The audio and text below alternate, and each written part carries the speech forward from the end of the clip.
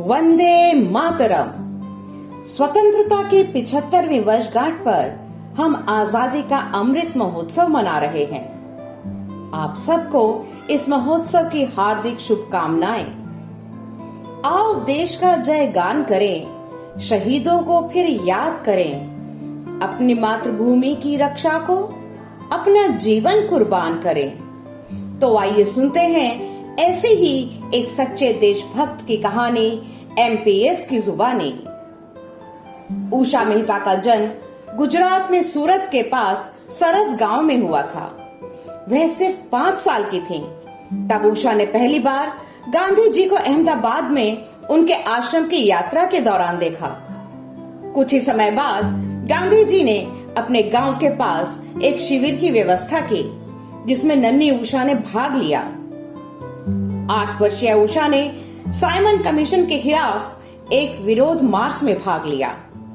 विरोध प्रदर्शनों में से एक के दौरान पुलिस कर्मियों ने बच्चों और भारतीय ध्वज को ले जाने वाली एक लड़की पर आरोप लगाए।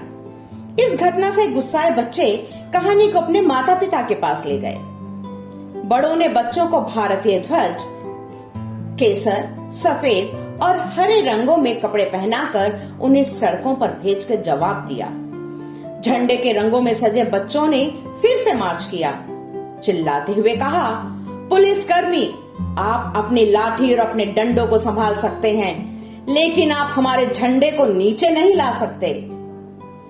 उषा के पिता ब्रिटिश राज में जज थे, इसलिए उन्होंने उसे स्वतंत्रता संग्राम में भाग लेने के लिए प्रोत्साहित नहीं किया।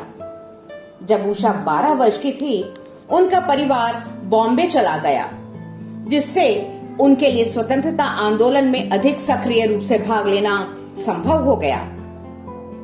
उसने और अन्य बच्चों ने गुप्त बुलेटिन और प्रकाशन वितरित किए, जेलों में रिश्तेदारों से मिलने गए और कैदियों को संदेश दिए। उन्होंने जीवन भर ब्रह्मचारी रहने का एक निर्णय लिया और एक संयमी गांधीवादी जीवन शैली अपनाई। केवल खादी के कपड़े पहने और सभी प्रकार की विलासिता से दूर रहे। उषा की प्रारंभिक शिक्षा खेड़ा और भरूच में हुई और फिर चंदाराम जी हाई स्कूल बॉम्बे में हुई। उन्होंने विल्सन कॉलेज बॉम्बे में अपनी शिक्षा जारी रखी। दर्शन शास्त्र में प्रथम श्रेणी की डिग्री के साथ स्नातक की उपाधि प्राप्त की। उन्होंने कानून का अध्ययन भी शुरू किया, लेकिन 1942 में भारत छोड़ो आंदोलन में शामिल होने के लिए उन्होंने अपनी पढ़ाई समाप्त कर दी। इसके बाद 22 साल की उम्र से उन्होंने पूरे समय स्वतंत्रता आंदोलन में भाग लिया। 14 अगस्त 1942 को उषा और उनके कुछ करीबी सहयोगियों ने एक गुप्त रेडियो स्टेशन शुरू किया। रेडियो प्रसारण ने गांधी और पूरे भारत के अन्य प्रमुख नेताओं के संदेशों को रिकॉर्ड किया। अधिकारियों को चकमा देने के लिए आयोजकों ने लगभग हर दिन स्टेशन का स्थान बदला। अंततः पुलिस ने 12 नवंबर 1942 को उषा मेहता सहित आयोजकों को गिरफ्तार कर लिया। बाद में सभी को जेल में डाल दिया गया। भारतीय पुलिस की एक शाखा ने उनसे 6 महीने तक पूछताछ की। इस समय के दौरान उन्हें एकांतवास में रखा गया था और आंदोलन को धोखा देने पर विदेश में अध्ययन करने का अवसर जैसे प्रलोभन की पेशकश की गई। हालांकि उन्होंने चुप रहने का विकल्प चुना और अपने परीक्षण के दौरान उच्च न्यायालय के न्यायाधीश से पूछा कि क्या उसे सवालों के जवाब देने की आवश्यकता है।